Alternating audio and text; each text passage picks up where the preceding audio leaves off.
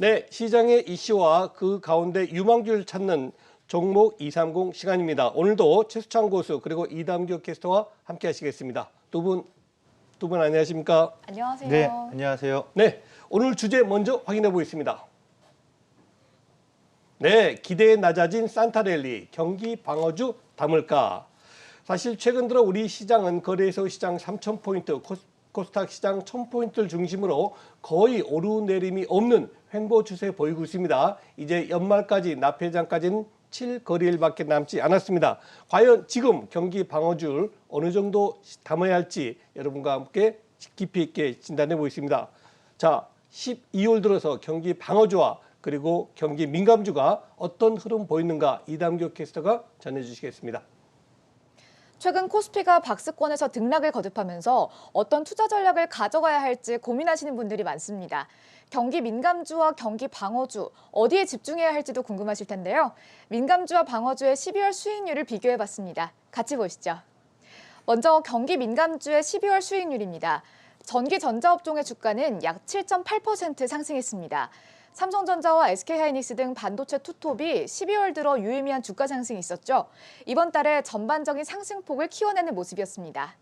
네, 철강 금속 업종도 7.4%의 수익률을 보였는데요. 대표 철강주 포스코는 고배당 매력과 신사업에 대한 기대감으로 7% 이상 주가가 올랐습니다. 조선 등 제조업종은 약 5.9% 상승했습니다. 특히 강한 상승을 보인 종목은 한국조선해양이었는데요. 8.9% 올랐습니다. 또 대표적인 경기 민감주가 항공이죠. 약 6.1% 상승했습니다. 리오프닝에 대한 기대감이 다소 지연되고 있기는 하지만 대한항공과 아시아나항공, 진에어 등의 주가가 일제히 올랐습니다. 다음은 경기 방어주의 12월 수익률도 보시죠. 통신업종은 7.5% 상승했습니다. 특히 SK텔레콤의 주가는 13% 이상 급등했습니다. 전력업종은 4.1% 상승했는데요.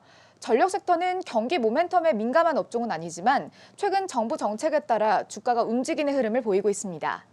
보험은 대표적인 경기 방어주입니다. 8.4% 올랐습니다. 네, 경기 방어주에서 가장 많이 오른 섹터는 음식료였습니다. 9.1% 상승했는데요.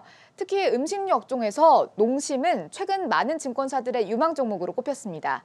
제품 가격 인상과 수출 호조 등으로 농심의 주가는 약 15.7% 상승했습니다. 네, 이렇게 비교해본 결과 경기 민감주와 방어주의 12월 수익률은 대동소이했습니다.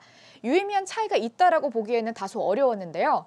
반면 경기 민감주와 방어주에 대한 증권사 투자 의견은 상이했습니다. 같이 보시죠. 한국투자증권은 최근 경기에 대한 기대가 약해졌다면서 경기 방어주의 비중 확대를 추천했습니다.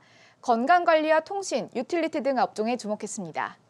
반면 NH투자증권은 대형 경기 민감주를 담아야 할 때다라는 의견을 제시했는데요. 내년 코스피 영업이익에 수출 경기 민감주가 큰 역할을 할 것이다라고 전망했습니다. 특히 반도체와 조선의 기여도가 클 것이고 유통과 항공에도 주목해야 한다라고 설명했습니다. 지금까지 경기 민감주와 방어주의 12월 수익률 그리고 투자 의견 알아봤습니다. 네, 자 경기 민감주, 경기 방어주 증권사 의견 함께 들어봤습니다. 아무래도 시장이 이 코로나라는 변동성 국면에 있어서 그런지 특별히 연말이라고 경기 방어주가 좀 더 뛰어난 성과를 보이지는 못했던 것 같아요. 좀 어떻게 보셨습니까, 교수님? 일단 네. 12월은 전체적으로 좀 경기 민감주, 방어주 다 같이 동반 상승을 한 흐름인데 포인트는 이렇게 볼 수 있을 것 같아요. 올해 대형주들이 전반적으로 1년 내내 흘러내렸던 약세였거든요. 그런 구간에서 12월의 연말에 저가 매수세가 좀 들어온 전체 동시다발적인 반등 장세가 펼쳐졌다. 이렇게 좀 봐야 될 것 같아요.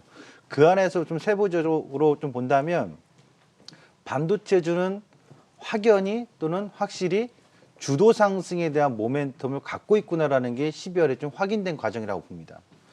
반도체가 시장의 주도 상승을 끌고 왔던 포인트들 여러 가지 요인이 있겠습니다만 결국 성장성이 더 확보가 됐다는 얘기죠. 그리고 그 반도체 디램 가격에 대해서 하향 조정 보고서를 올해 가을경에 또 여름경에 내놨습니다만 실질적으로 내년에도 여전히 수요는 넘쳐나고 있고요. 또 하나는 중국이 반도체에 대한 그 시장 확대에 투자를 했습니다만 사실상 실패 전략으로 돌아오고 있지 않습니까? 칭화연 유니도 망했고 그 다음에 노광 장비라든가 각종 반도체 장비는 유입이 안 되고 그런 점에 있어서 지금 저가 매수세가 들어온과 동시에 내년도 더 기대를 높여나가고 있기 때문에 반도체주는 뭐 이번 12월 상승뿐만 아니라 10월 달부터 SK하이닉스의 강한 반등이 주도했다 이렇게 보면 되겠습니다. 경기 민감주에서 철강주라든가 화학주라든가 또 수주산업의 조선주들이 있는데 철강주는 중국 생산 여부가 내년에 키포인트입니다. 내년 2월에 이제 동계올림픽 끝나고 나면 중국의 생산 여부 재개가 또 확대되냐 아니냐에 따라서 우리나라 국내 철강의 공급 가격이라든가 판매 가격이 변수가 있을 수 있다는 점이 있어서 현재 시점에서의 어떤 강한 반등, 이건 정확한 터닝 포인트라고 보기는 어렵다. 그럼 12월은 그동안의 낙폭이 하락했다는 기술적 반락과 반등으로 좀 보셨으면 좋겠고, 조선주 같은 경우는 LNG 수주 호조는 정말 많습니다. 호황이가 누구나 다 알고 있는 사실인데, 제가 뭐 애널리스트 분들 보고서에 노고에 뭐라고 하는 건 아닌데, 보고서 그동안 조선산업에 대한 보고서도 내용을 보면 참 아쉬운 점들이 좀 많았어요. 그러니까 투자자분들이 그걸 참고할 수 있는 내용들은 충분한데 어떤 조선주의 어떤 주가 상승 모멘텀, 그러니까 터닝 포인트, 그러니까 흐름은 엇박자들이 상당히 많았거든요. 그 이유가 뭐냐면 추정치가 너무 어렵습니다. 원자재 후판 가격부터 시작해서 공급되는 가격들이 변수가 많고 환율의 변수까지. 그래서 실적이 수주는 호황인데 그것이 나중에 실적 반영인 데 있어서의 그 불투명함, 불확실성 이런 부분 때문에 아직 조선주도 터닝 포인트는 부족해 보인다.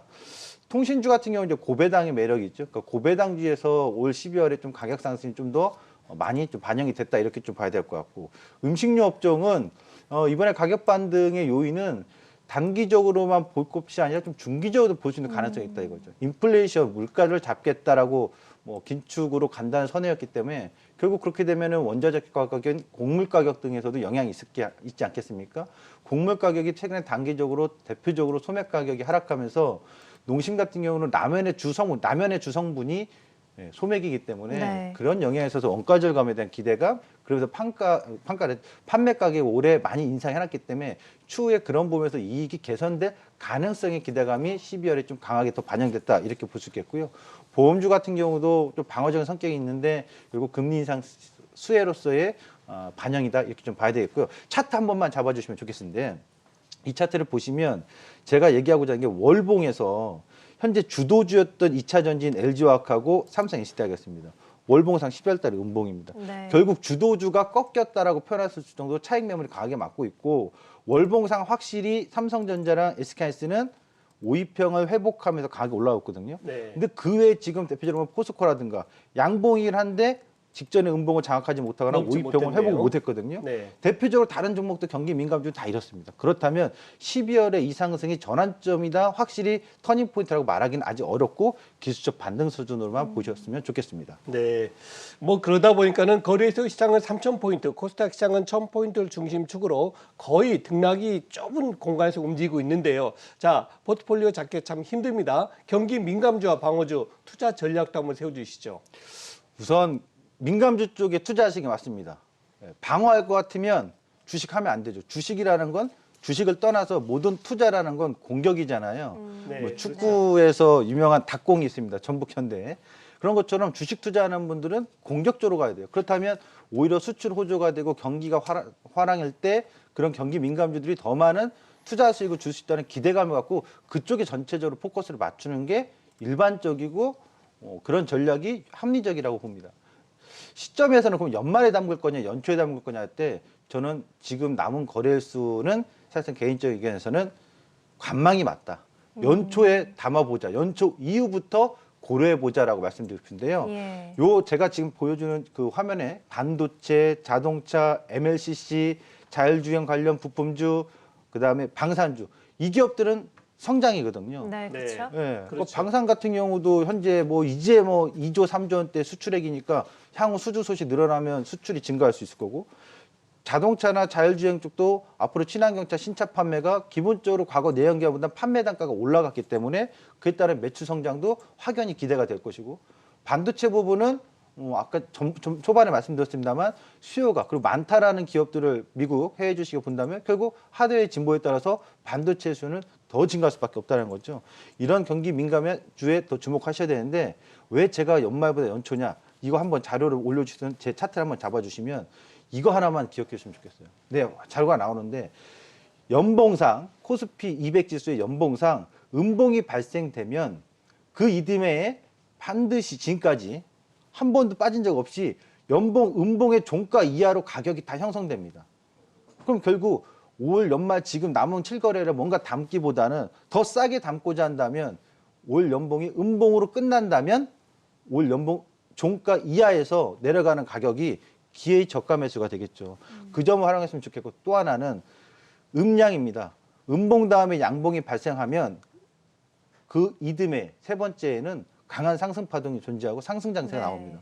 그러니까 지금 굳이 연말에 서둘러 담지 말고 올 연말 종가를 확인하고, 저도 종가가 양봉인지 음봉인지 모릅니다. 그렇죠. 네. 확인되고 나서 내년 연초에 포트폴리오 구성 전략을 짜시면 좋을 것 같습니다. 네, 여전히 공격적으로 경기 민감주를 담아야 할 때지만 일단 연말까지 조금 관망하고 연초에 좀 담아보자라고 하셨어요. 자, 그러면 유망한 종목은 어떤 종목을 보고 계신지 먼저 확인을 해보겠습니다. 네, 자, 230 종목 캐치 유망하게 보는 종목은요. SK하이닉스 또 나왔네요. 네. 그리고 한국항공우주를 또 꼽아주셨습니다. SK하이닉스 최수정 교수님과 또 인연이 정말 깊은 종목이기도 하죠. 유망주로 또 함께 꼽으셨네요. 예. 오늘 이제 SK하이닉스를 먼저 설명을 드리기 앞서서 갖고 나온 이유는 지금 매수 보고서 굉장히 많이 나와요. 그렇죠. 네. 저는 거기에 반대 의견입니다. 그래요? 신규로 하고자 하시는 분은 9만 원 초반대 9만 6천 원 이하에서 못 잡으신 분들은 철저하게 SK하이닉스는 기다려달라는 거예요. 지금 저는 그 얘기를 하고 싶어서 유망주긴 합니다만 네. 타이밍에 대한 설명을 드리고 싶어요. 워낙 많은 조정을 좀 보고 계신 거예요? 네, 그렇죠. 예. 자, 제 차트를 한번 잡아주시면 SK하이닉스는 지금까지 빠졌던 거에 올라갔던 폭에서 하프 반등이 있을 것이다 해서 이 시점에서 잡자고 했잖아요. 그렇죠. 지금은 거꾸로 빠졌던 폭, 고점에서부터 빠졌던 폭의 중간 자리를 넘어왔기 때문에 지금은 매수 신규 자리가 아니라 철저히 기다리는 자리. 하프 자리가 12만 원인데 12만 원을 하회하거나 11만에서 11만 3천 원 정도 사이가 눌려줄 때 주봉상 보시면 5주2평 제가 좀 표시했는데 올라가다 5주2평을 종가 한 번도 이탈 안 했거든요. 5주2평 이탈하면서 눌리는 가격대를 약 11만 원 초반대로 기다려 보시면 좋겠다. 과거의 사례들은 제가 뭐 방송에서 못다한 얘기는 다른 코너에서도 하겠습니다만 여기를 지금은 매수 자리가 기다리는 타이밍 자리다. 누가 뭐래도 저는 그렇게 보고 있고요. 두 번째 이제 한국항공우주 같은 경우는 지금 뭐 매수 타임 이게 아니라 방산 산업에서 수주가 확 늘어난다면 한국항공우주입니다. 내년 2022년 말에 미국 고등훈련기에 대한 수주권이 있습니다. 수주에 참여하는데 될지 안 될지 저도 모릅니다. 1년 뒤를.